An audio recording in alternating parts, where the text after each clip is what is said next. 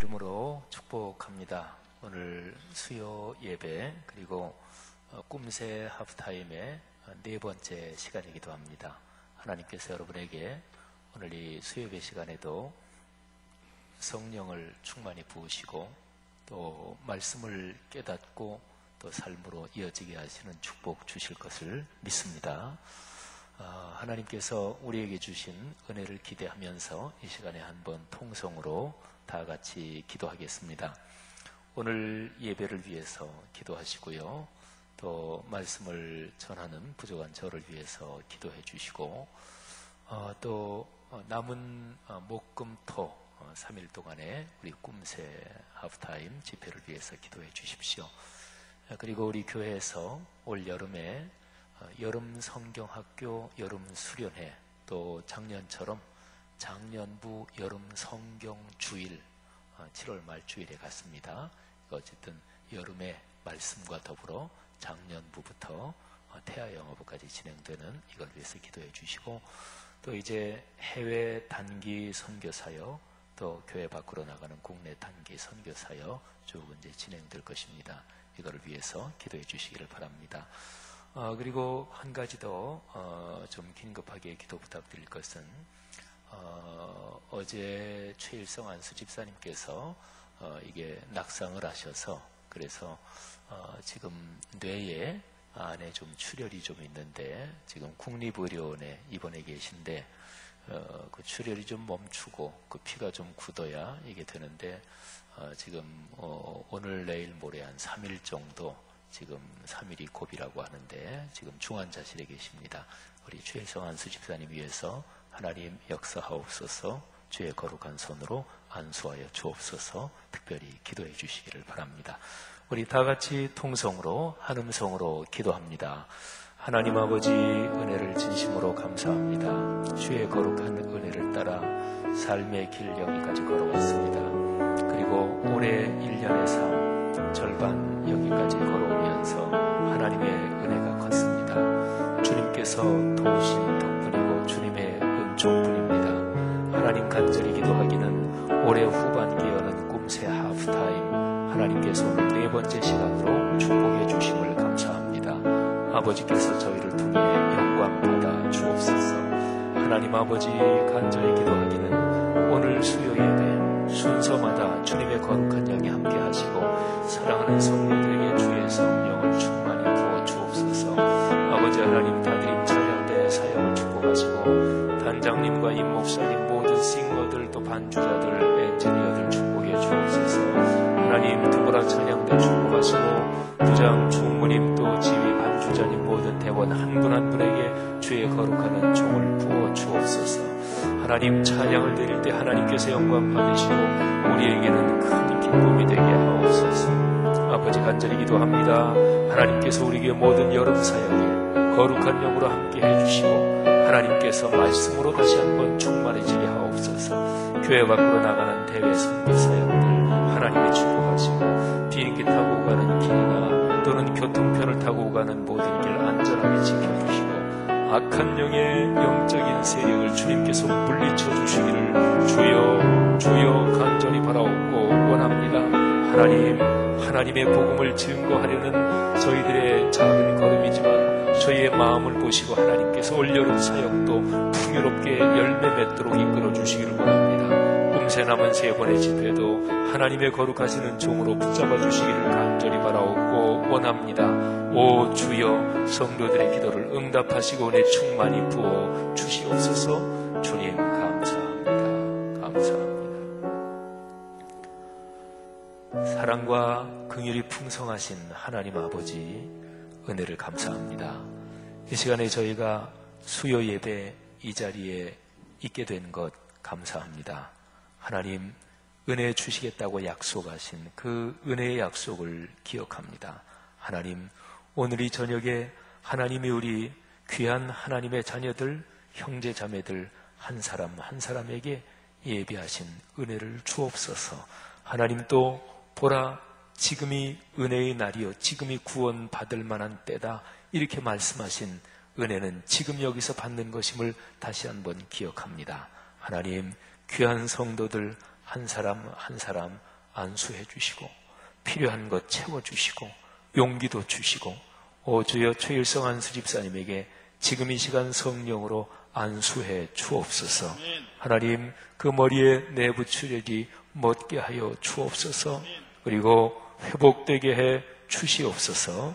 성도들 중에 병중에 있는 성도들을 안수하사 치료해 주시고 인생길 걸어가며 풀어가야 되고 넘어서야 되고 해결해야 될 이런저런 문제들 주님께서 간섭하심으로 멋지게 아름답게 주님이 계심을 체험하며 풀리도록 역사해 주옵소서.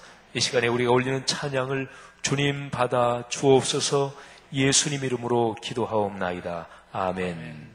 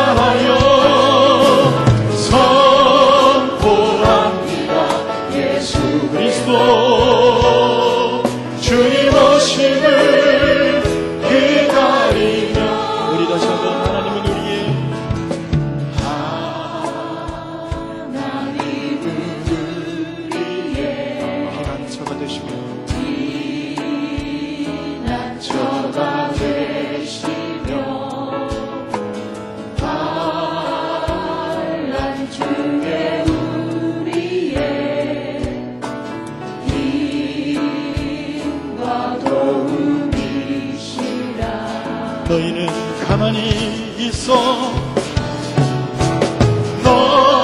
너희는 가만히 있어. 주가 하나님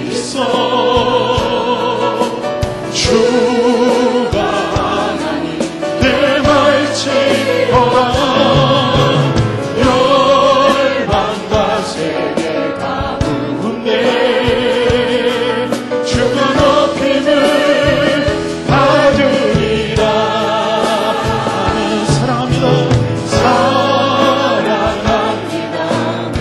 아버지. 찬양합니다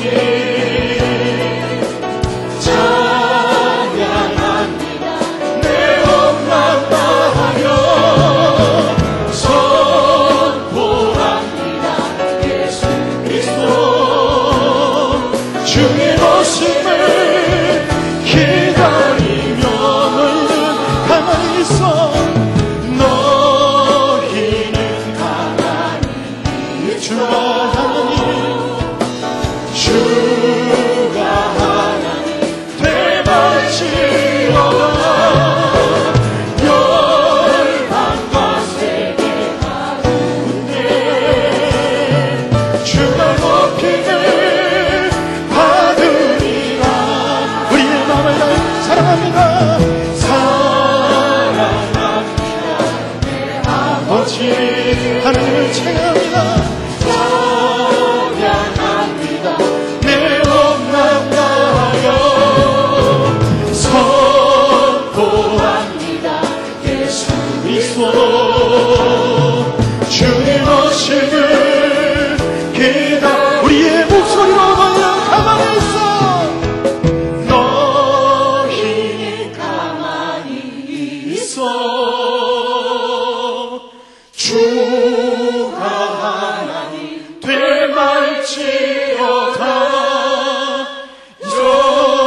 열방과 세계 가운데 주가 높임을 받으리라. 사랑합니다 내 아버지, 사랑합니다 내 아버지, 찬양합니다 내 엄만 다하며 선포합니다 예수 그리스도 주의 오심을 기다리며 나의 영혼이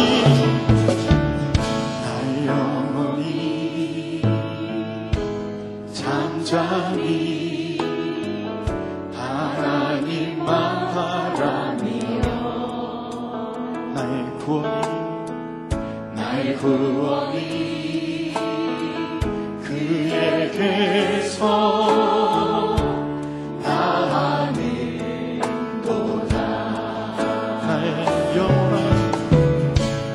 영혼아 잠잠히 하나님만 바라라. 나의 소망이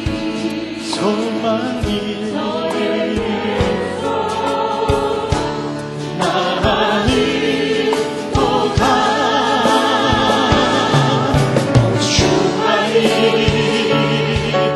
나의 방송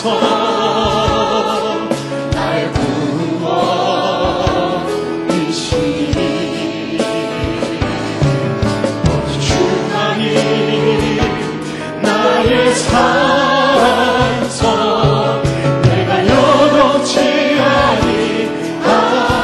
나의 영혼이 간절히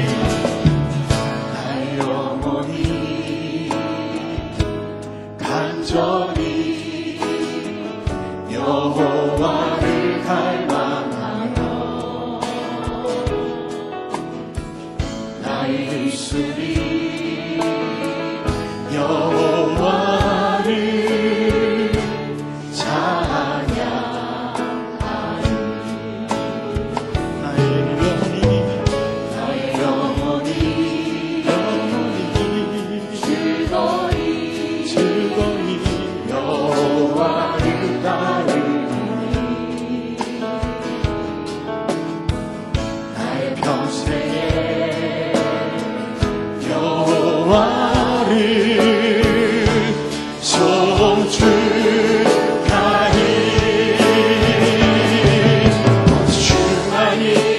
주만이 나의 반석 나의 구원이시니 주만이 나의 산성 내가 여놓지 아니하리. 오직 주만이 나의 반석이십니다. 주만이 나의 반석 나의 구원이시니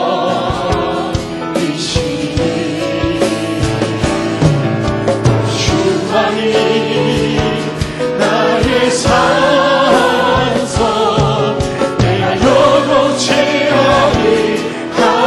나의 구원 나의 영광 나의 구원 나의 영광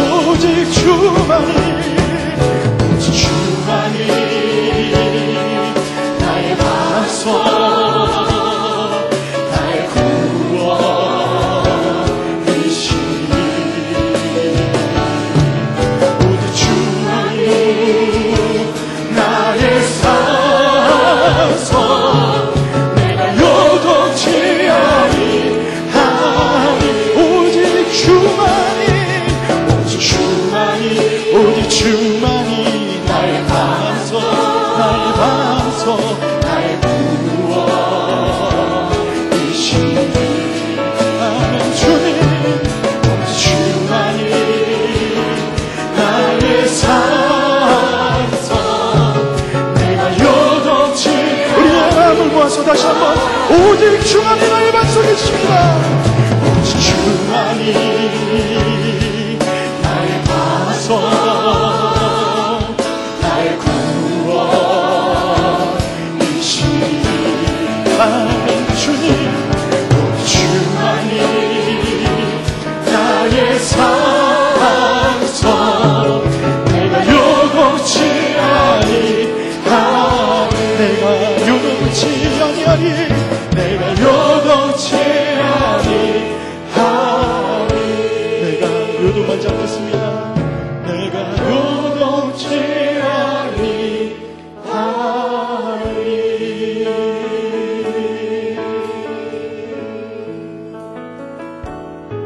이 시간 우리가 함께 기도할 때 꿈새 하프타임을 통해서 하나님께서 우리에게 말씀을 허락하시는 줄로 믿고, 또 이 시간 하나님의 말씀을 대원하는 지영원 담임 목사님에게 강건함과 주의 성령을 아버지 하나님 보내주셔서 아버지 하나님 주님의 말씀이 온전히 선포되고 우리 가운데 아버지 하나님 열매가 맺어지고 또 이것을 붙들고 살아가는 귀한 은혜가 우리 가운데 나타날 수 있도록 아버지 하나님 우리를 인도하여 주시옵소서. 목사님을 붙들어 주시옵소서. 함께 중보해 주시기 바랍니다.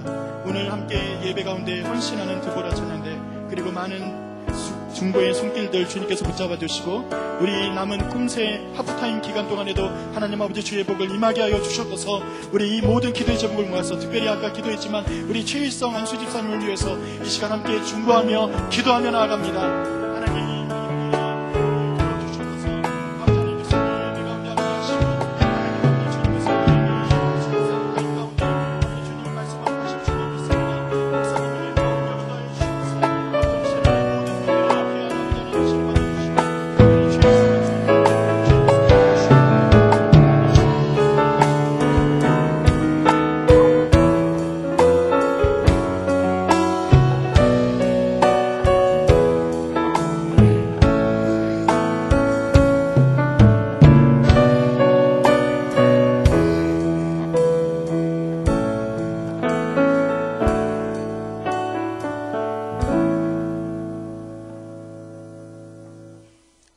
기도 올려드리겠습니다. 하나님은 한 분이시요 또 하나님과 사람 사이의 중보자도 한 분이시니 곧 사람이신 그리스도 예수라. 아멘.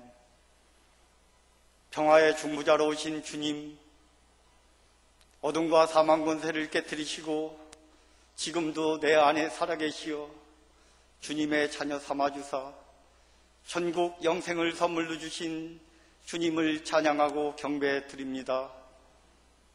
사랑의 주님, 저희들을 빛의 자녀로 불러주셨음에도 어리석은 저희들이 주님의 그 사랑과 은총을 망각하고 아버지의 영광을 드러내기보다는 내 자아를 드러내며 살았음을 고백하오니 우리의 죄와 허물을 십자가의 보혈로 정결케 하옵소서.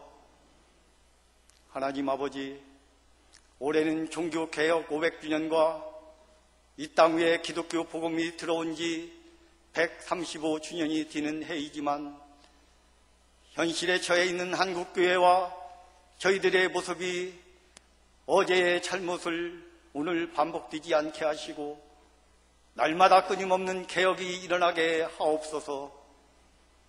이 민족을 사랑하시는 주님, 문재인 대통령과 이정자들에게 하늘의 지혜를 주시어 이 나라 정치, 경제 모든 분야를 지혜롭게 잘 풀어나가게 하시고 백성들이 평안하고 안정된 나라로 존경받는 정직한 지도자로 세워주시옵소서. 북한의 핵무기로 단절된 남북관계도 평화와 복음으로 하나되게 하시고 말씀삼 공동체에 주신 오직 의인은 믿음으로 말미암아 살리라는 말씀대로 온 성도가 각자의 믿음으로 말씀 성전을 든든히 세워가게 하사 진행되는 국내의 여름 사역을 통해 주님의 향기를 사마리아 땅끝까지 전할 수 있도록 인도하여 주시옵소서. 살아계신 하나님 아버지, 월요일부터 새벽을 깨우는 꿈새 하프타임, 거룩한 상상력의 기적으로 하늘문을 열어주시니 감사합니다. 생명의 말씀으로 저희들을 푸른 초장에 누이시며 힘들고 지친 육신을 실 많은 물가로 인도하시어 주님의 신령한 은혜로 말씀의 복을 누리게 하옵소서. 반석 위에 세운 말씀상 공동체가 걸어갈 후반기 사역을 묵상하며 의의 열매가 풍성히 맺게 하시고 위대한 축복의 통로가 말씀을 통해 영생을 얻는 주님의 선물이 되게 하옵소서. 우리 교회가 다음 세대를 비추는 등불이 되게 하시고 지역사회를 섬기며 불의와 악의 사탄이 틈타지 않도록 온 성도가 버리드신 주님 앞에 한 몸과 마음으로 구원의 방주가 되게 하옵소서. 나의 구원자 되신 주님, 이 시간 오교구 주치로 드립니다. 모이기에 힘쓰고 서로 사랑하며 섬기시는 치기웅 목사님과 임원들을 강건케 하시고 섬김을 통해 충성된 일꾼으로 은혜가 가득한 오교구가 되게 하옵소서. 말씀을 듣겠습니다. 씨와 누룩이란 제목으로 말씀을 전하시는 지영은 담임 목사님 사역을 강건케 하시며 성령의 능력으로 또한 권세 있는 말씀으로 위로하여 주시고 삶 가운데 아버지의 기쁨이 되기를 원합니다. 원로 목사님과 부교역사님 사역도 영육간에 강건케 하시사 같은 은혜로 축복하여 주시옵소서. 이 시간 올려드리는 두부라 성가대 찬양과 타드림 찬양을 연락하여 주시고 저들의 삶의 지경도 넓혀주사 저희들에게는 한없는 은혜의 시간이 되게 하옵소서. 여러 모양으로 이른 새벽부터 봉사하시는 성도님들을 축복하시고 측량 못할 넓은 사랑으로 덧입혀 주시옵소서. 우리의 산 소망 되시는 예수 그리스도 이름으로 기도드립니다. 아멘.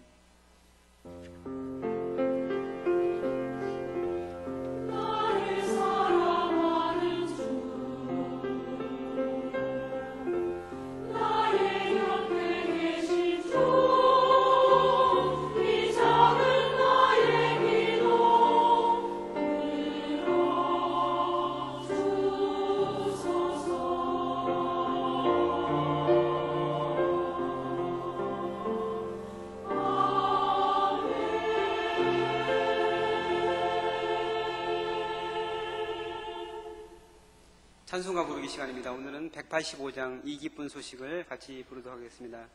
미국 감리교 목사인 프랭크 보텀이 작사한 찬양입니다.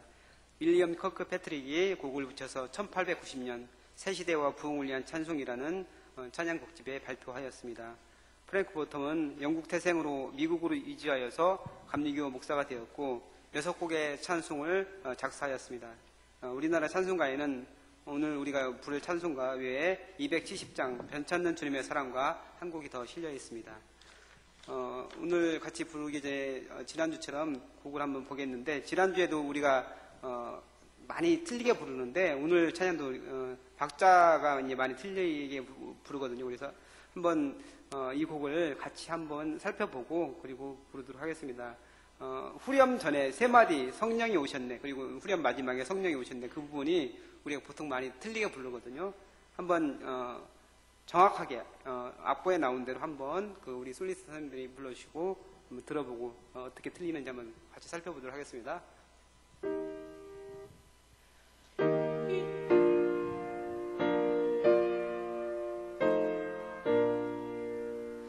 네, 저게 맞는 박자죠. 다시 한번 쳐주세요. 시작. 성령이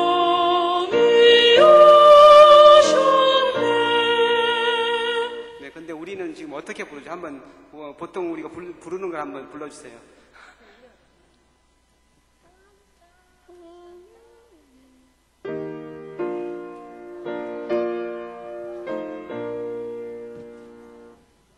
그렇게 안 하잖아요. 네, 성령이 오셨네 이렇게 부르시죠. 그죠? 보통 오 두 박자, 셔 두 박자, 네 길게 이렇게 부르는데 그게 아니고 성령이 오셨네 이렇게 부릅니다. 우리 솔리스트 선생님들이 처음부터 한번 1절을 쭉 부르실 텐데 한번 들어보시고 그리고 정확한 박자로 다시 부르도록 하겠습니다.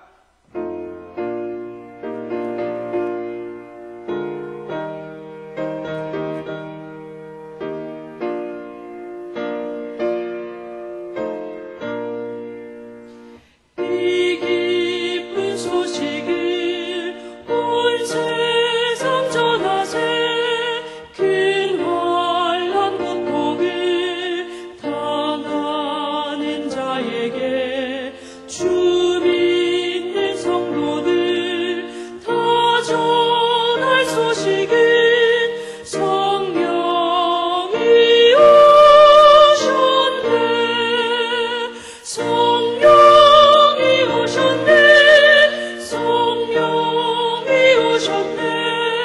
내 주님 보내신 성령이 오셨네. 이 기쁜 소식을 온 세상 전하세.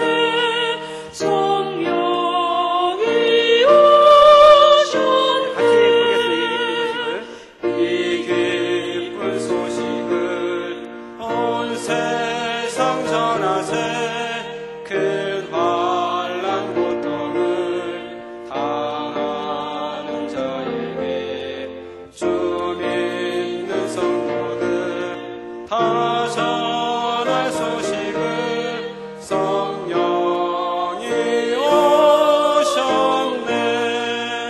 성령이 오셨네. 성령이 오셨네. 내 주님 보내신 성령이 오셨네. 이 기쁜 소식을 온 세상 전하세. 성령이 오셨네. 만왕의 왕께서 저 사로잡힌 자 다 구원하시고 참 자유 주셨네. 승리의 노래가 온 성에 들리니 성령이 오셨네. 성령이 오셨네. 성령이 오셨네.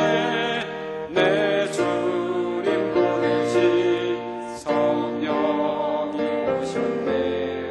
이 기쁜 소식을 온 세상 전하세.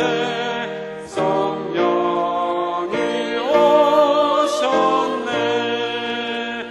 한없는 사랑과 그 크신 은혜를 늘 의심하면서 안 믿는 자에게 내 작은 입으로 곧 증언하리니 성령이 오셨네. 성령이 오셨네. 성령이 오셨네. 내 주님 보내신 성령이 오셨네. 이 기쁜 소식을 온 세상 전하세. 성령이 오셨네. 아멘. 최민종 원사님 나오셔서 성경 봉독해 주시겠습니다.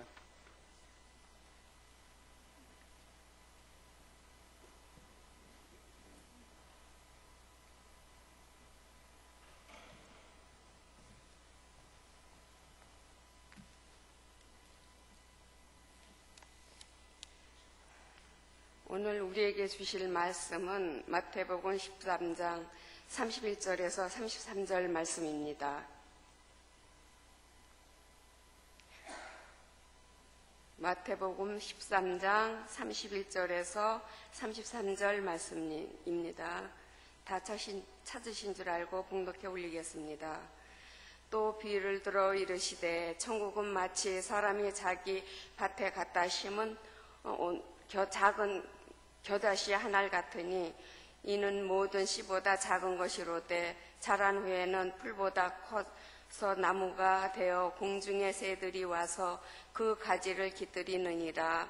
또 비유로 말씀하시되 천국은 마치 여자가 가루 서말 속에 갖다 넣어 전부 부풀게 한 누룩과 같으니라. 아멘.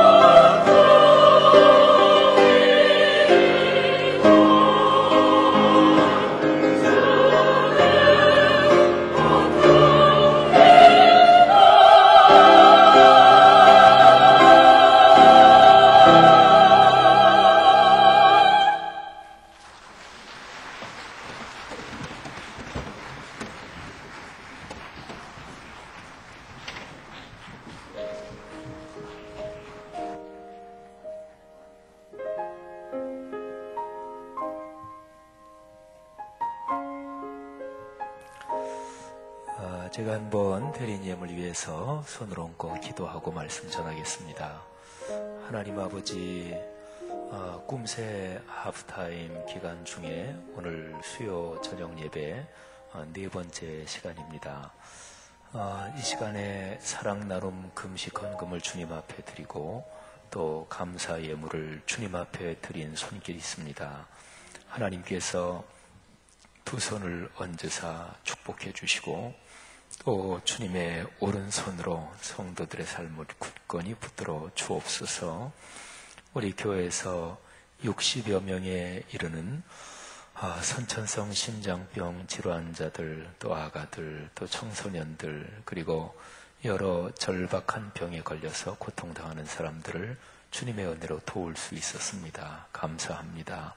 하나님께서 앞으로도 이 사역 지속되게 하시고 사랑 나눔 금식 헌금 드린 손길마다 하나님의 성령으로 큰 열매 거두게 하옵소서. 감사합니다. 감사의 제목 또 간구의 제목 주님께서 응답해 주옵소서. 예수님 이름으로 축복하며 기도합니다. 아멘. 네, 찬양 감사하고요. 또 다드림 찬양단 또 귀한 찬양인도 하나님께 영광이 됐고 또 큰 은혜들 됐습니다. 다드림 드보라 감사하고요. 또 기도 말씀 봉도 또 여러 예배를 섬기시는 분들 진심으로 감사합니다. 여러분이 지금까지 살아오시면서 가장 커다란 선물 그리고 예상치 못했던 이렇게 큰 선물을 받다니 이런 경험을 한번 떠올려 보시기를 바랍니다. 근데 그거는 그 선물이 값이 생각지 못했을 정도로 비싸다, 그래서 감동을 주는 건 아니죠. 그죠? 무조건 값만 비싸다.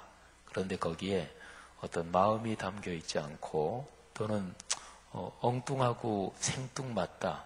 그러면 그거는 보나 안 보나 덮어놓고 뇌물입니다. 근데 뭐 값이 크든 적든 진짜로 정성이 담기고 또 그 사람의 사랑, 정성 그리고 깊은 마음이 담겨 있을 때 그때 우리는 선물을 받으면서 감동하죠. 여러분이 지금까지 살아오시면서 가장 감동했던 막 너무 감동하면 어떨 때는 막 울음이 나올라 그러죠. 또 진짜 그게 감동이 마음에 새겨져서 평생 잊히지 않기도 하고 그러죠. 어떤 것입니까? 한번 떠올려 보십시오. 어떤 목회자 내외가 있었는데 신학교를 졸업하고 어느 지방교회에 가서 거기에서 목회를 시작했고 그래서 한 20년 훨씬 넘도록 20수년을 목회했습니다. 근데 남편 목사님이 병을 얻어서 세상을 떠나게 됐습니다. 스라에는 딸, 아들 그렇게 남매를 뒀는데 뭐 세상적으로도 그냥 일반 사회에서도 부부가 살아가다가 남편이 먼저 세상을 떠나면 뭐 경제적으로 말할 것도 없고 여러 가지로 참 힘들죠. 근데 목회자들이 목회를 하다가 남편이 먼저 세상을 떠나는 경우에 이제 사모님하고 아이들만 남겨지게 되죠. 보통 교계에서 그런 분을 부르는 이름이 홀사모라고 그럽니다. 홀로 됐다 그런 거죠. 그래서 홀사모회 이런 것도 있고 또 홀로 된 그리고 상황이 아주 절박한 그런 사람이 많아요. 그래서 그런 사람들을 돕기 위한 그런 선교도 하고 그럽니다. 근데 제가 조금 전에 말씀드린 교회에서 그렇게 이제 목사님이 세상을 떠났어요. 사모님이 이제 뭐 아직 다 장성하지 않은 그 아이들하고 이렇게 남았는데 뭐 절박하잖아요. 또 이제 지방이 뭐 작은 교회니까 또 그 교회에서 그 뭐 사모님에게 생활의 보장이 되도록 우리 해줄 뭐 그런 것도 사실은 없고 그런데 그 교회에 명예 장로님 한 분이 계셨는데 뭐 다른 분 자세한 사항은 제가 다 몰라요. 들은 얘기니까. 근데 어쨌든 그 명예 장로님 한 분이 뭐 키도 자그마하시고 또 그냥 뭐 조용하시고 또 나이는 꽤 드신 것 같은데 근데 뭐 누가 봐도 무슨 뭐 리더십이 있거나 또는 어떤 뭐 경제력이 있거나 전혀 그런 거하고는 거리가 멀고 또 어떤 신앙적으로 뭐 아주 강하다든지 뭐 그런 것도 인상도 전혀 그냥 자그마한 장로님인데 근데 그 장로님이 그 사모님의 오빠 되시는 분한테 작은 봉투 하나를 건넸대요. 그러면서 아이고 목사님이 우리 교회 와서 20수년을 목회하셨는데 그렇게 최선을 다해 목회하시다가 세상을 떠나셨는데 사모님하고 아이 둘 남았는데 살아갈 게 참 너무나 가슴이 아프고 그래서 그냥 조금 이거를 사모님께 전해달라고 그래서 줬대요. 근데 그 오빠 되시는 분이 그 사모님의 오빠 되시는 분도 목회자신데 그래서 그냥 장로님이 그렇게 주시니까 받아가지고 아유 감사합니다. 그러면 잘 전달하겠다고. 근데 그거를 받아보니까 전달하려고 봉투를 보니까 거기에 8천만 원이 들었더래요. 그래서 너무 놀래가지고 그 장로님한테 다시 그랬대요. 아니 장로님, 제가 장로님 집안 사정은 모르지만 또 뭐 넉넉하지 않은 집안처럼 이렇게 보이고 하는데 아니 이 돈을 이게 무슨 돈이고 이게 어디서 이렇게 큰 돈이 나셔서 이거를 그렇게 사모님한테 드리냐고. 그랬더니 장로님이 집이 한 채 있으셨는데 그 집을 파셨대요. 그리고 사모님 또 그렇게 우리 교회 오셔서 20수년을 목회하시고 고생하셨는데 꼭 1억 원을 채워드리려고 그래서 여기저기 어떻게 하든지 간에 2천만 원을 좀 어떻게 돌려보려고 빌리려고 그랬는데 도무지 그건 안 되고 그래서 이제 8천만 원 그렇습니다. 근데 이제 이 오빠 목사님 되시는 분이 이제 뭐 나중에 사정을 알아보니까 그 장로님의 아드님이 교회를 목사님이신데 교회를 개척하셨대요. 근데 당신의 아들도 교회를 개척해서 뭐 쉽지 않을 텐데 근데 그거를 그렇게 드린 거예요. 제가 최근에 어떤 선배 목사님한테 그 얘기를 듣고 그 목사님이 이제 그 사모님의 오빠 되시는 목사님이에요. 제가 그 얘기를 듣고 아니 세상에 참 그런 일이 다 있나. 참 그 사모님이 그 장로님의 가정을 위해서 얼마나 기도하고 얼마나 감격했겠는가. 사모님한테는 살아갈 방도가 그야말로 절박한데 근데 너무 놀라운 선물이잖아요. 그죠? 그 평생 잊지 못할 거 아니겠어요? 근데 어느 날 이제 남편이 돌아가시고 얼마 지났는데 어떤 여자분한테 전화가 왔대요. 근데 모르는 사람이래요. 그런데 되게 사모님 그렇게 남편 목사님 돌아가시고 참 생활이 많이 힘드실 텐데 제가 그냥 조금 사모님 좀 도우려고 조금 그냥 넣으려고 하니까 통장 구자번호를 가르쳐 달라고. 그래서 누구 이제 모르는 사람이니까 그래서 아니 어떻게 저한테 전화를 하셨냐고 전화번호 아시냐고 그랬더니 이제 그냥 그 교단에 계시는 어떤 권사님이시라 그래요. 그래서 구자번호를 가르쳐 드렸더니 여러 해를 매달 50만 원씩 그렇게 집어넣으셨다고 그래요. 근데 그 권사님이 얘기만 하면 다 알 우리나라 정치인 중에서 장로님이시고 참 신앙이 훌륭하신 어떤 분의 어머님이시고 아직까지 생존해 계신데 근데 그 권사님이 이제 어디서 들으셨겠죠. 그 절박한 딱한 사정을 듣고 그래서 그렇게 참 아마 그 사모님 입장에서는 평생 아마 그거를 잊지 못했을 것입니다. 여러분 사람의 삶에는 예기치 못한 그리고 진짜 너무 감사하다 이런 선물을 내가 받아도 되나 아유 이 은혜를 이걸 어떻게 갚지 이런 경우가 있습니다. 대개 그런 선물을 받아본 사람은 그 사람 자신이 삶이 변하기도 하고 새로워지기도 하고 그렇습니다. 어떠십니까? 여러분은 살아오시면서 여러분의 주변 사람들에게서 그런 선물을 받아본 적 어떤 경험이 있으십니까? 대개 이제 젊은 남녀들이 결혼할 때 이제 뭐 요즘은 시대가 바뀌어서 여자가 먼저 대쉬해서 너는 내 거야. 그리고 꽉 찢기도 한다 그래요. 근데 보통은 이제 남자들이 프로포즈 하잖아요. 혹시 모르죠? 여기서 연세 많이 드신 분들 중에서도 저 남자가 진짜 마음에 들어서 대쉬해서 이렇게 결혼하신 분도 계실 수도 있겠어요. 근데 이제 어쨌든 남자가 프로포즈 할 때 어떻게든지 저 여인이 마음에 들고 사랑하면 그야말로 최선을 다하죠. 그래서 여인을 감동시키려고 아주 별별 일을 다 하잖아요. 제가 저쪽 교회에서 목회할 때 한 번은 그랬던 적이 있습니다.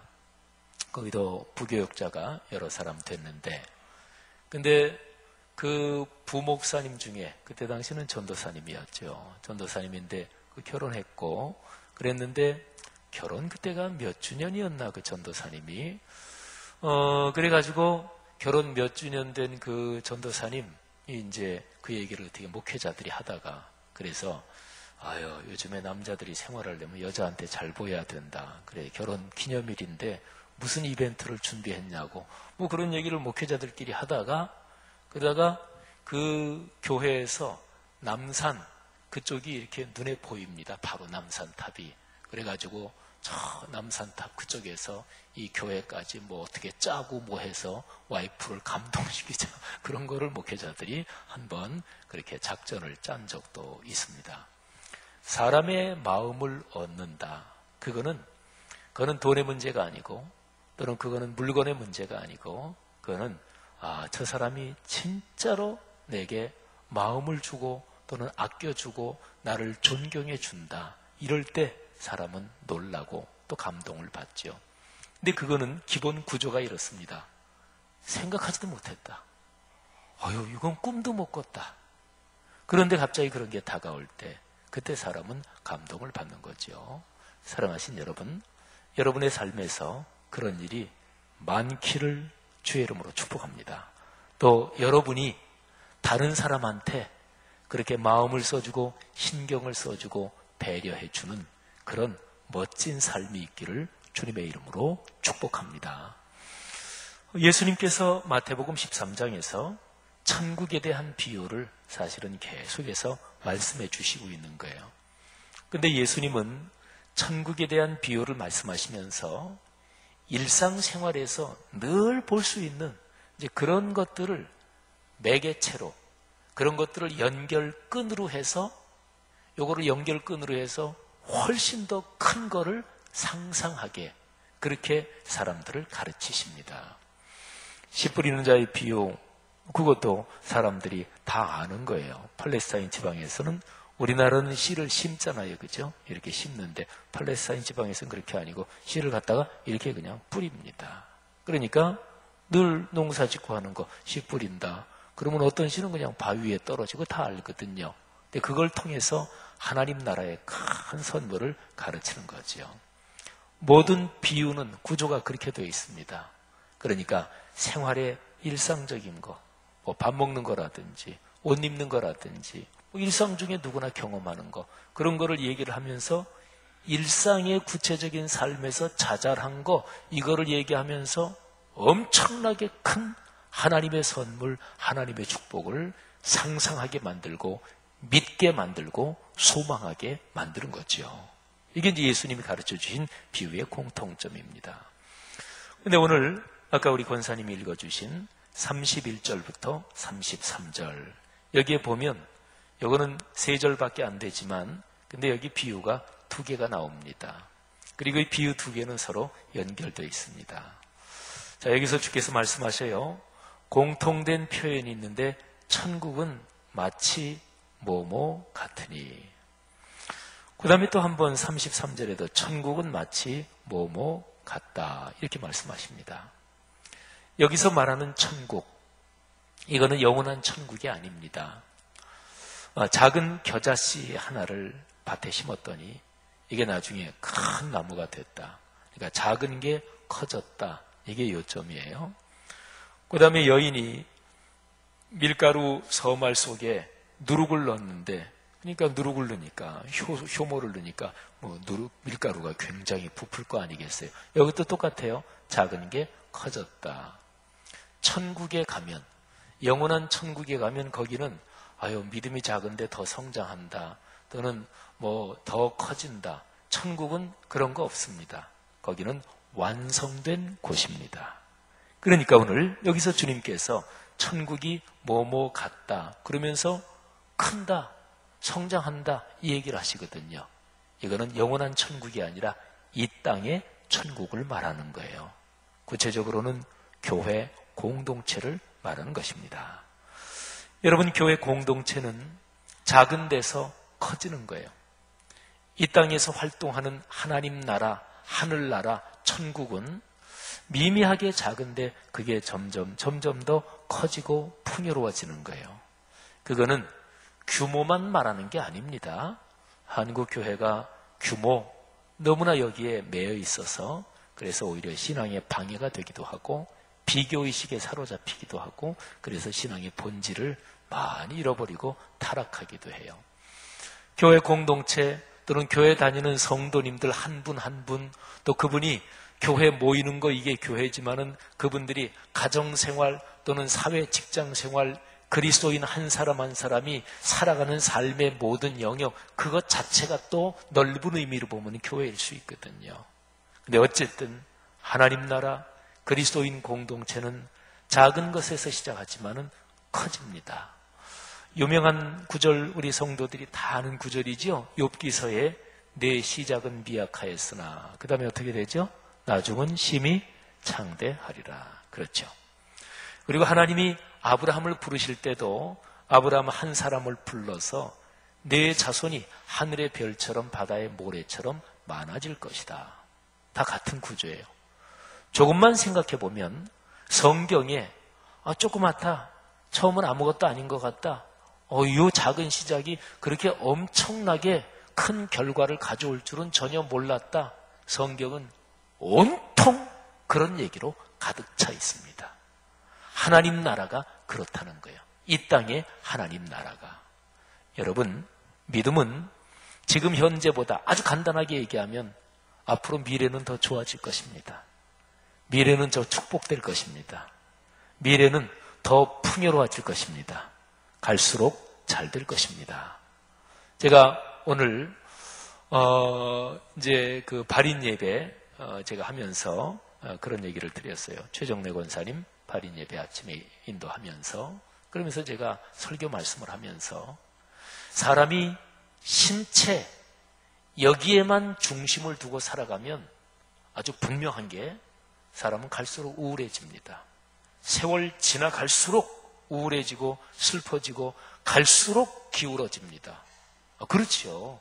신체에만 중심을 두고 살면 신체의 건강은 다 약해져요. 병은 다른 거 아닙니다. 그냥 신체가 노쇠해가는 자연스러운 과정을 병이라고도 부르는 거예요. 사람에 따라 이거는 다르겠지만. 그러니까 사람이 살면서 신체, 육체 요거를 제일 중심에 딱 놓고 살아가면 그 사람은 반드시 갈수록 우울해지고 갈수록 슬퍼지고 그리고 갈수록 그 사람의 삶은 점점 기울어져 갈 것입니다. 그런데 사도 바울은 이렇게 얘기합니다. 우리의 육신은 날로 후패하나. 그렇죠. 육신은 날로 낡고 그리고 약해지잖아요. 하지만 우리의 영은 날로 새롭도다. 여러분 이 말씀을 믿으십니까? 제가 오늘 최정래 권사님 천국 환송 예배 드리면서 몇 년 전에 세상을 떠나신 최삼석 장로님도 생각이 났고 또 유족들 이런저런 상황을 제가 가만히 듣고 생각하면서 갑자기 마음속에 그런 감동이 들었어요. 제가 천국 환송 예배 할 때 본문은 사실은 늘 똑같거든요. 요한계시록 22장 1절부터 4절. 거기에는 영원한 천국의 그 상황 모습이 거기에 기록이 되어 있습니다. 근데 그게 진짜일까?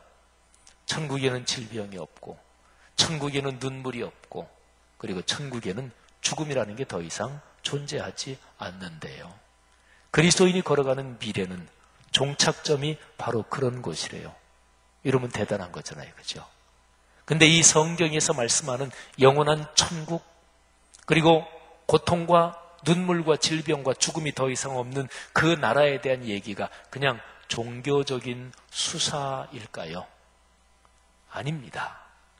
우리 기독교 2000년 역사를 산 수많은 신앙인들이 바로 그 믿음과 그 희망과 그 확신을 갖고 살았기 때문에 이 세상에 살면서 그리스도인답게 살았고, 사도 바울이 고백한 것처럼 인생길 걸어가면서 나이는 점점 먹고 몸은 노쇠해지지만 마음과 영은 날마다 새로워지면서 하늘의 은혜를 체험한 수많은 신앙의 선배들이 존재하거든요. 사랑하신 여러분, 그리스도인의 삶은 그런 거예요. 그러니까 오늘 여기 이 비유, 이거를 들으면서 가장 근본적인 걸 물어봐야 돼요. 진짜 그럴까? 겨자씨 하나를 심었는데, 그런데 그게 큰 나무로 자라고, 그리고 가루 섬 아래 누룩을 넣었는데 가루가 점점 크게 부풀고, 우리가 이 땅에 사는 이 땅의 하나님 나라는 그렇대요. 사랑하신 여러분, 이 말씀을 진짜로 믿으십니까? 믿으시는 줄 압니다. 믿으시기를 바랍니다. 성령께서 여러분 마음속에 지금 가르침을 주셔서 이 사실을 확신하시기를 바랍니다. 그래서 예수 믿는 사람도 신체의 생명, 신체의 건강에서 무관한 사람은 누가 있겠어요? 그런 사람은 없습니다. 그런데 예수 안 믿고 영생의 소망도 없고 부활도 믿지 않는 그런 사람들처럼 신체의 모든 게 중심이 맞춰져서 그것 중심으로 살아서는 안 되는 거 아니겠어요? 예수 믿는 사람이. 그래서 점점 나이가 들어갈수록 하나님과 같이 깊이 만나는 훈련을 해야 합니다. 기도가 형식적이지 않고 깊이 주님과 기도하면서 기도 드릴 때마다 나를 위해 십자가에 달리신 내 주님이 나를 만나주시고 나에게 말씀해 주시고, 그리고 진실하게 예배를 드리면서 하나님께 감사하고, 이런 게 점점 깊어져야 합니다. 사랑하신 여러분, 그런 축복이 있기를 주의 이름으로 축원합니다. 자, 오늘 얘기 조금만 요 설명드리면, 겨자씨가 어떤 건지 혹시 아십니까? 예수 믿는 사람 중에서는 겨자씨 보신 분들도 있을 거예요. 그냥 여러분들이 주변에서 볼 수 있는 거 그냥 편하게 말씀드리면 들깨씨라고 보시면 거의 똑같습니다. 근데 들깨씨는 좀 까맣잖아요. 약간 좀 완전히 까맣지는 않지만 어쨌든 겨자씨는 거의 들깨씨처럼 동그란데 고만해요. 그거 길이로 재면 얼마가 될까요? 그냥 1mm 그렇게 하면 될 거예요. 그죠? 근데 그 겨자씨를 심으면 그게 뭐 엄청 10m, 20m 그렇게 큰 나무가 되는 건 아니에요. 근데 그 겨자씨가 팔레스타인 지방에서 자라면 한 2m, 한 3m 정도까지 그렇게 자란대요. 근데 성지순례 가보신 분들 아시겠지만 팔레스타인 지방 거기서 2m, 3m면 꽤 큰 나무입니다. 그 정도 되면 새들도 와서 그 가지에 깃들이고 그래요. 제가 한번 이거를 계산을 해봤어요. 한 3m까지 자라거든요. 그러면 겨자씨 한 알, 그게 땅에 심겨지면 3m 정도까지 크는데, 그러면 이게 몇 배일까요? 자, 1mm하고 3m, 그러면 이게 몇 배인가요? 예, 계산을 혹시 틀릴까봐 말 못하시는 걸로 알겠고, 저는 설교 준비했으니까 압니다. 1000배입니다. 예. 그러니까 1m는 100cm잖아요. 그죠? 그리고 100cm는 거기에다가 그걸 미리로 하면 또 10을 곱해야 되니까 1000배입니다. 보통 유대인의 숫자 관념에서 10은 완전 숫자고 100은 더 완전 숫자고 1000은 완전 숫자입니다. 성경에서 1000보다 더 많이 뭐 10,000, 10,000, 100만 그런 거는 사실은 없습니다. 1000은 거의 그냥 완벽한 완전 숫자예요. 어쨌든 작은 겨자씨 한 알이 그렇게 크게 된다 그런 것입니다.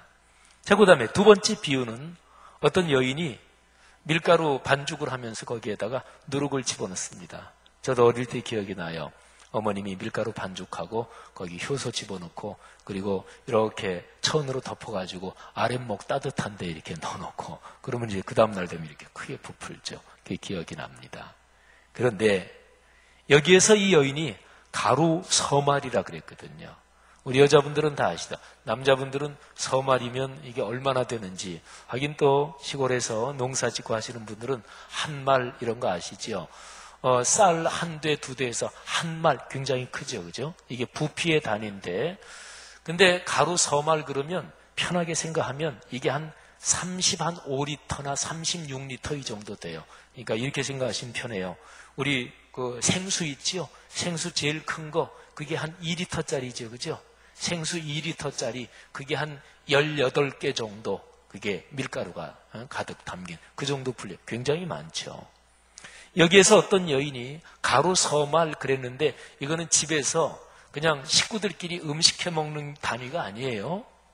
생각해 보세요. 2리터짜리 그 생수병에다가 밀가루 가득 채워서 그 18개 하면은 뭐 한꺼번에 뭐 밀가루를 국수를 그렇게 해 먹어요. 뭐 수제비를 그렇게 해 먹어요. 떡을 그렇게 해 먹어요. 그러니까 이거는 집안에서 먹는 게 아니고 이거는 잔치를 말합니다. 학자들이 여기서 그런 얘기를 해요. 예수님의 어머니 마리아는 아마 손이 큰 여인이었을 것이다. 여기에 계시는 권사님들, 우리 여자분들 중에서도 아유 저 집사님은 손이 커 이러신 분들 계시죠? 뭐 음식 만들었다 하면 많이 만들고 그건 뭐 집안 사람이 다 먹지 않으니까 늘 이렇게 나눠주고 손이 큰 사람 축복이 있기를 바랍니다. 복이 있을 것입니다. 남에게 나누어주는 그 손길에 하나님이 더 크게 축복하시는 거예요. 그래서 학자들이 예수님의 어머니 마리아는 손이 컸을 거다 이렇게 이제 즐거운 상상을 하기도 합니다. 그러니까 예수님이 어렸을 때 자라실 때 그 엄마가 말이지요. 그렇게 많이 그렇게 했단 말이에요. 예수님의 집안이 부잣집이다 그런 건 아니거든요. 근데 어머니 마리아는 남에게 나누기를 즐겨하는 여인이었다. 이제 그런 거죠. 어릴 때 그런 기억, 어머니를 떠올리면서 그러면서 이런 얘기를 하셨을 거다. 뭐 이런 거죠. 그런 게 아니더라도 어쨌든 잔치를 하는 거예요. 그러니까 자기 집안 식구만 먹는 게 아니라 나만 즐거운 게 아니라 다른 사람을 초대하는 거예요.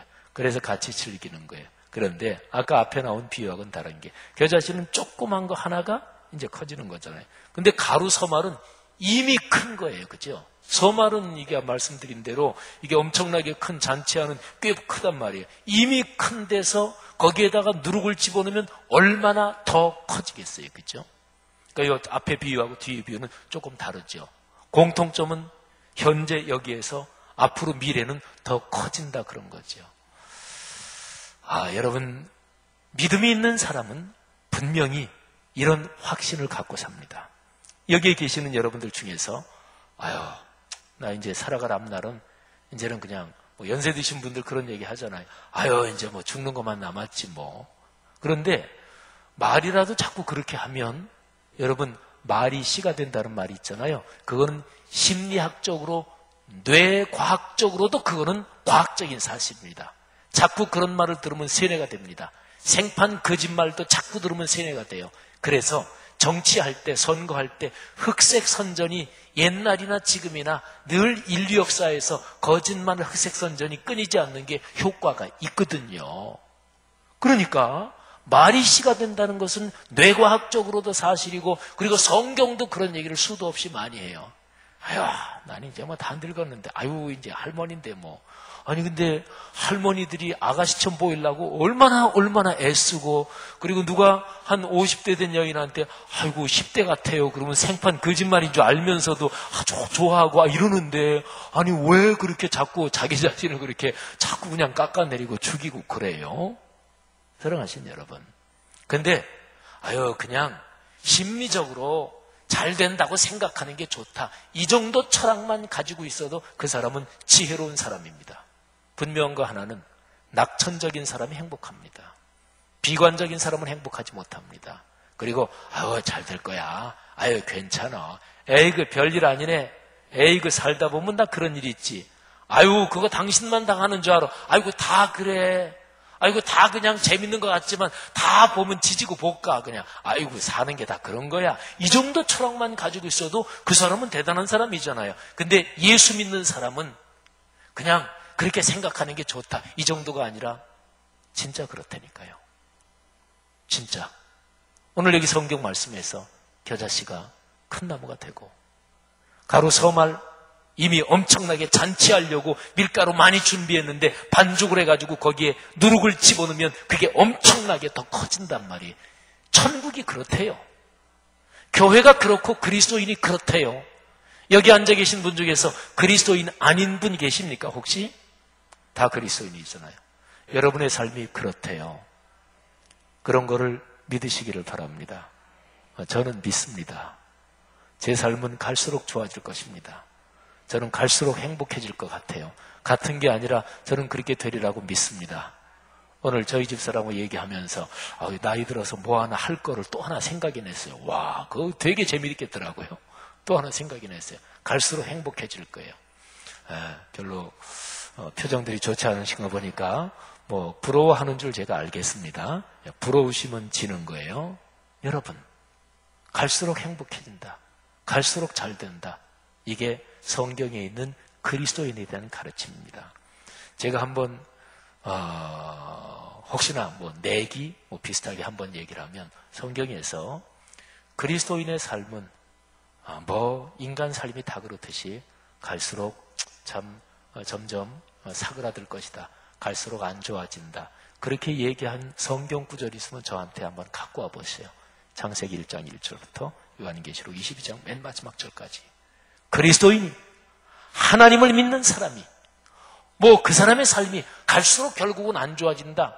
뭐 죄지어서 하나님께 징계받고 하나님 말씀 안 지켜서 모래 위에 집은 지은 사람 같고 그런 거 말고요. 하나님을 제대로 믿고 또 뭐 신앙이 아주 좋다. 뭐 누구나 다 그런 건 아니지만 그래도 정상적으로 신앙생활하고 성경 말씀을 기본적으로 다 믿고 100% 실천하진 못해도 하나님 말씀으로 받고 그런 사람의 삶이 갈수록 안 좋아진다. 그런 성경 구절 있으면 한번 저한테 가져와 보세요.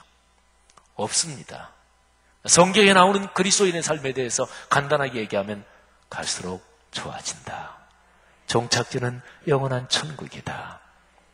여러분, 작은 거에서 엄청 큰 거 너무너무 감동이 되고 이럴 수가 없어.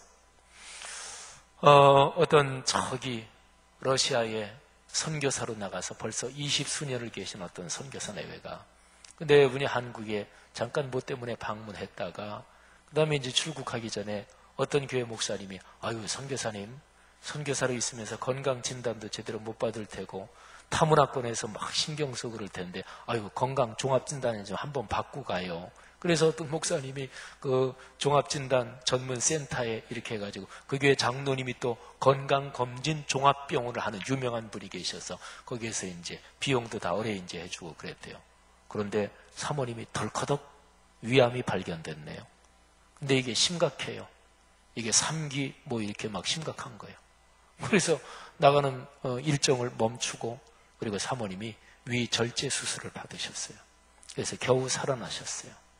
그 선교사님을 제가 알기 때문에 그분이 얼마나 헌신이 깊은지 제가 아는 분이기 때문에 너무너무 마음이 아팠어요.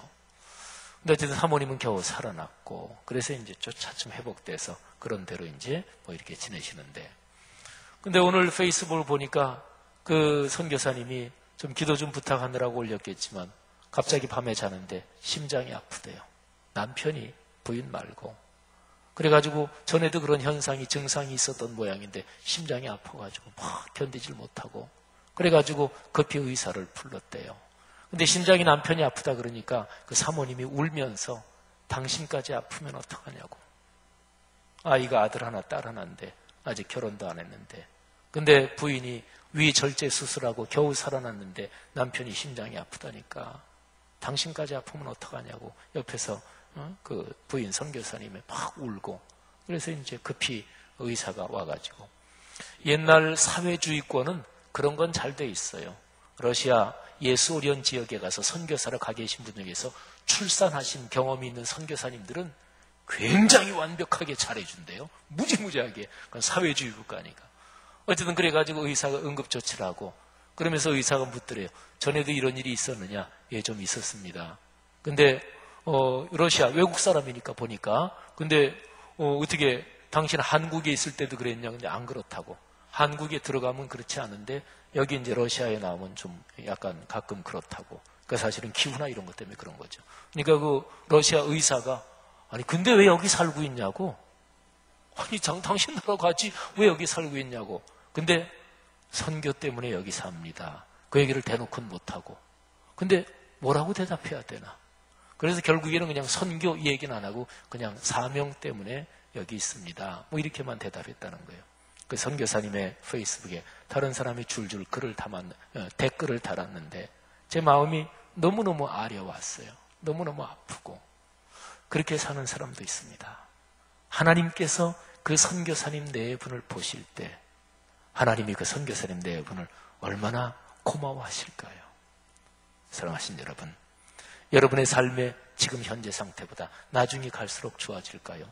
성경은 그렇대요. 성경에는 아까 말씀드린 것처럼 하나님의 놀라운 은혜, 어떻게 그런 선물을 주십니까? 이런 이야기가 성경에 줄줄이 성경은 그런 이야기의 흐름이에요.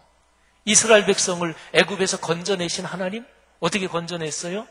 마지막에 장자를 치시고 그리고 빠져나왔는데 그런데 애굽에서 뒤에 중무장한 군대가 쫓아오고 홍해 바닷가 앞에 진쳤는데 다 죽는 거잖아요. 근데 홍해가 갈라지고 거기를 건넜단 말이에요.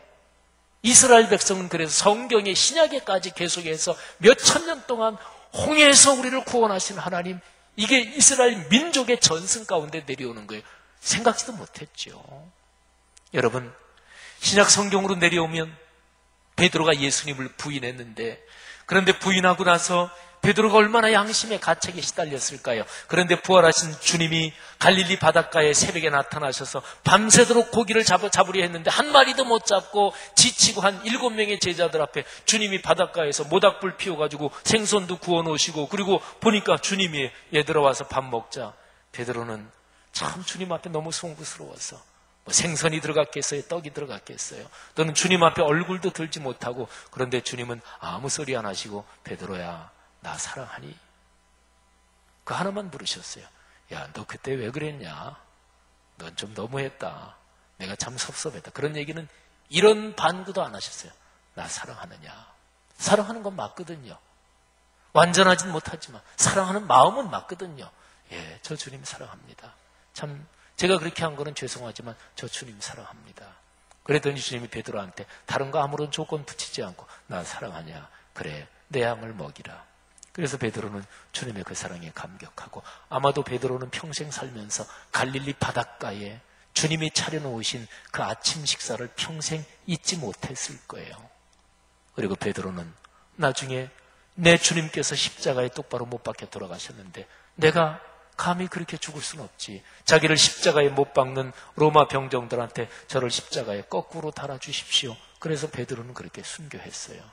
왜? 사랑 때문에. 사랑하신 여러분, 성경은 그런 기록으로 가득해요. 가장 커다란 거 한 가지만 얘기하고 제 설교를 마치겠습니다. 하나님이 우리에게 주신, 그리스도인에게 주신 진짜 생각도 못했는데 이런 선물이 웬일이십니까? 그거는 하나님이 당신의 아들을 죽음에 내어주신 선물입니다. 그게 바로 십자가의 구원이잖아요. 그래서 예수 믿는 사람 중에서 예수 그리스도의 십자가의 보혈로 내가 구원받았다, 이 감격 그리고 이 사실을 잊지 않는 사람은 신앙 망가지지 않습니다. 그거 잊어버리면 신앙 망가져요. 세도 부리고 권세 부리고 서열 싸움하고 인간관계 그냥 막 그냥 복잡하면 그냥 곤조 부리고. 근데 예수 그리스도의 십자가 사건 그거 생각하면 어떻게 그럴 수가 있어요?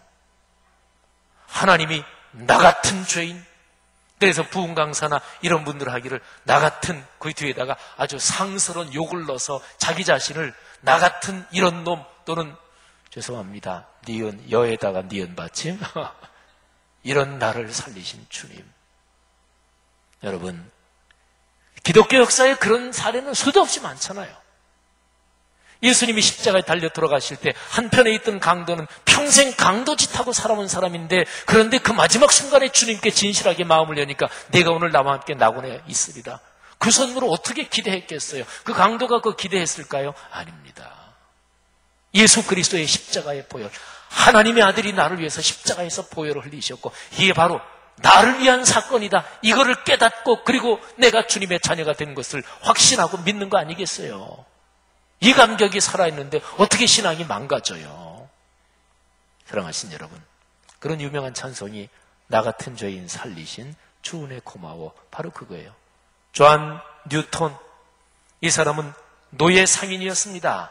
그러니까 사람 잡아다가 팔아먹는 사람이었어요. 근데 예수 그리스도 만나고 회개하고 나 같은 죄인 살리신 주 은혜 고마워, 그래서 찬송시를 썼고 여기에 곡을 붙인 거예요. 여러분, 신앙은 생각보다 그렇게 복잡하지 않습니다. 이 찬송을 같이 한번 부르면서 참으로 죽을 죄인이었는데 천국의 자녀 됐다. 이거는 겨자씨가 3m 크는 것보다 더 크잖아요. 이건 아예 비교가 불가능한 거잖아요. 겨자씨는 이렇게 조그만 게 1000배가 됐다. 가루 서말 속에 누룩 넣었더니 훨씬 더 커졌다. 이거는 그래도 이만했는데 이만큼 커지네. 근데 죽을 죄인이 지옥 갈 죄인이 구원받은 게 이게 비교가 가능한 거예요? 이건 아닌 겁니다. 그런데 하나님이 당신의 아들을 죽이시고 그리고 여러분을 살리신 거예요. 우리를 살리셨다 이것보다 여기 앉아 계신 여러분, 나 같은 죄인이, 죽어마땅한 나 같은 놈이 더 쌍욕을 붙여도 은혜가 강하면 그야말로 살아온 삶이 그냥 험하게 살아온 사람은 그야말로 자기를 가리켜서 진짜 성경의 표현을 하면 버러지만도 못하고 그리고 타다나 거기서 끄집어낸 나무 토막 같은 그런 우리를 하나님이 은혜를 주셨다 그런 거죠. 나 같은 죄인 살리신 이 찬송, 우리 신앙의 가장 기본적인 거 생각하면서 주여 감사합니다. 내 삶이 앞으로 갈수록 좋아질 것을 믿습니다. 고백하며 찬송 한번 하십시다.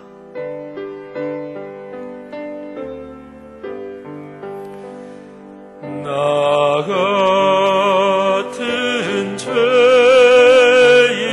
살리신 주의 놀라운 잃었던 생명 찾았던 왕명을 얻었네.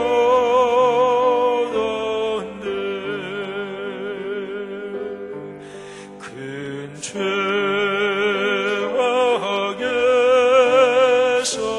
건지신 주의 고마워.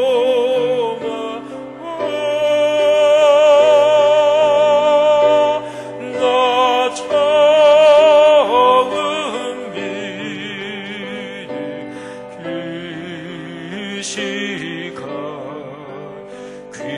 귀하고 귀하다.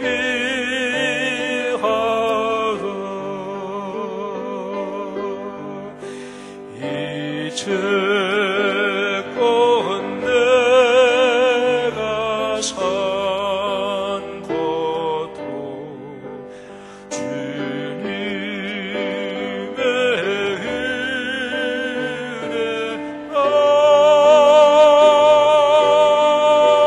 또 나를 장차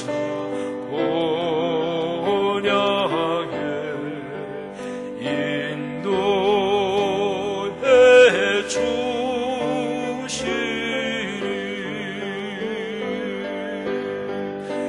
거기서 우리 영원히 주님의 은혜로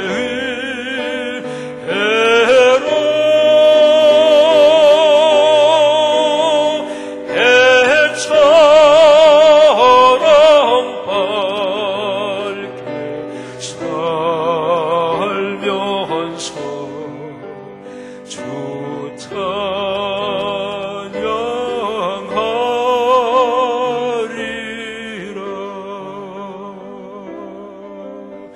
아멘.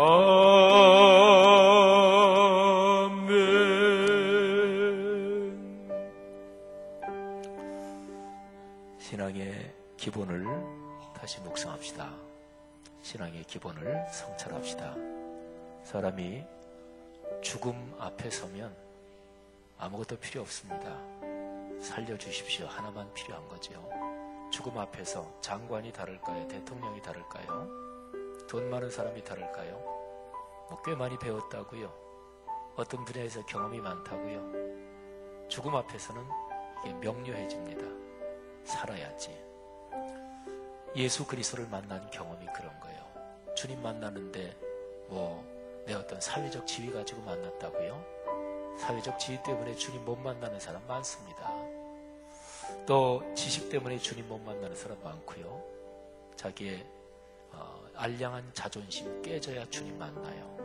그런데 슬픈 것은 주님 만나고 하나님 자녀로 살아가면서 그 알량한 자존심 때문에 또 구원받은 신앙 까먹고 신앙이 이렇게 저렇게 초라해지고 그런 사람이 그리스도인이 사실은 적지 않습니다. 여러분은 어떠십니까? 이 시간에 가장 근본적인 문제 다시 한번 묵상하면서 다 같이 각자가 기도했으면 좋겠어요. 주님, 작은 겨자씨가 1000배나 큰 나무가 된 것처럼, 가로 서말 속에 누룩을 넣었더니 엄청나게 커진 것처럼, 아니 그것하고도 비교될 수 없을 정도로 제게 주시는 구원의 은혜 감사합니다. 이것 붙들고 살겠습니다. 갈수록 좋아질 줄 믿습니다. 우리가 가는 종착지가 영원한 천국인 줄 믿습니다. 다 같이 통성으로 기도하겠습니다. 하나님 아버지, 하나님 아버지, 이 시간에 간절히 기도합니다.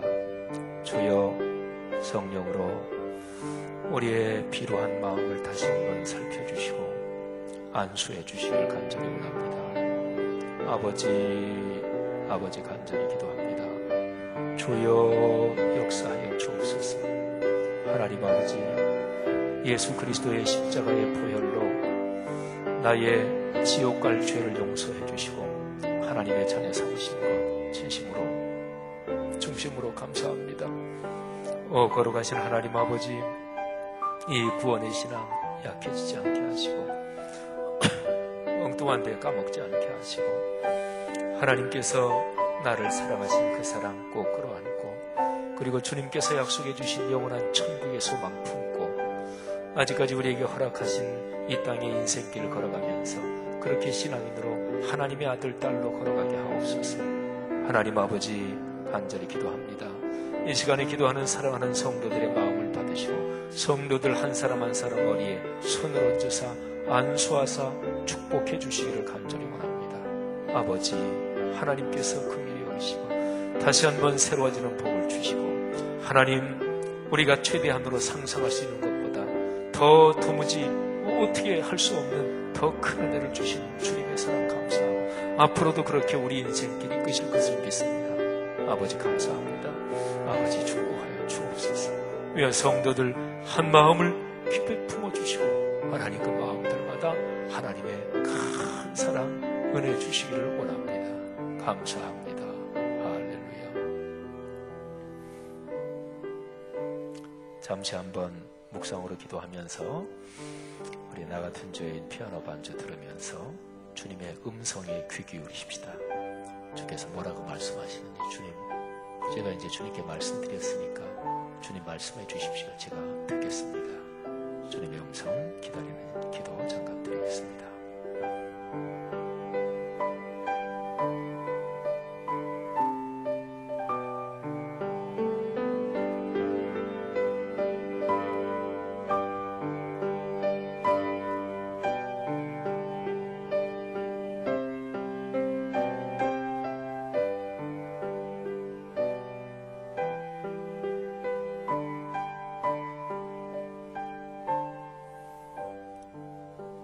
하늘아버지, 목요일, 금요일, 토요일 남은 꿈새 하프타임 3일 동안 더 깊은 은혜 주실 줄 믿습니다. 받은 은혜 꼭 소중히 끌어안고 가정으로 돌아가 오늘 밤 평안한 안식 주시고 또 내일 새벽에 하나님 말씀 사모하여 모이는 성도들마다 큰 은혜를 주옵소서.